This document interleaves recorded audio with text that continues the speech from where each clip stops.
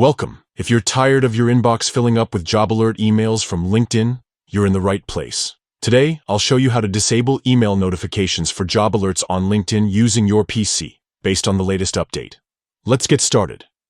First, open your preferred web browser and head over to linkedin.com. Make sure you're logged into your account.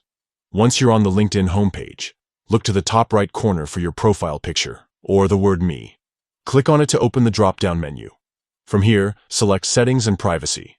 This will take you to your account settings. On the left-hand side, you'll see several options. Click on Notifications. This section is where you control all the notifications you receive from LinkedIn, including those pesky job alert emails. Now scroll through the notification categories until you find Searching for a Job. Click on it to expand more options.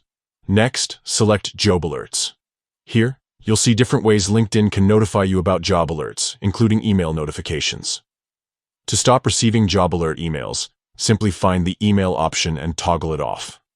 This will immediately disable email notifications for job alerts, so you won't get any more job-related emails from LinkedIn in your inbox.